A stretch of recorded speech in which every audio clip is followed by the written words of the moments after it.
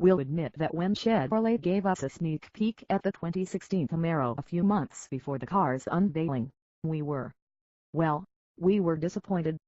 Oh, it's a handsome enough thing, in a cartoonish, Transformer sort of way. But sitting there in the windowless room deep within the company's Warren, Michigan, campus, the new Camaro's stocky proportions, low roof, and squinting eyes made it look like a simple refresh of the then-current fifth-generation car that was parked next to it. It was the modernized 1969 Camaro again. Only this time a different anime artist drew the thing. We asked the designer, "What have you done to improve the outward visibility of this new car over the last one?"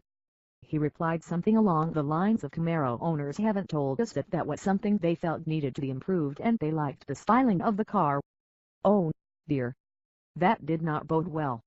We knew that the new Camaro would be lighter than the old one, in part because it would ride on a version of the Alpha platform that serves Cadillac so well in the ATS and the CTS. And, of course, we knew that it would carry the Corvette Stingray's brawny 6.2-liter Lieutenant 1 small block V8 in SS versions. What we didn't know during our early peep at the final design was how beautifully all of this componentry would work together to form such a kick-ass sports coupe. A sports coupe so ass-kickingly good, in fact, that the company could have bolted the body of the old Malibu Max to it and we'd still fight over the keys. But we're getting ahead of ourselves.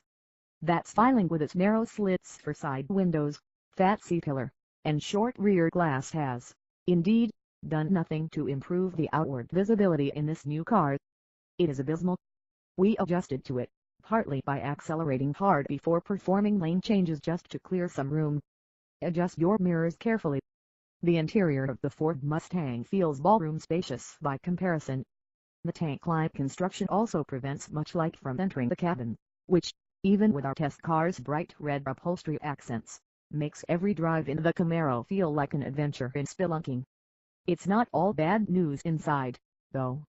The seats in our SS test car are simply fantastic, supportive and firm with just the right amount of bolstering.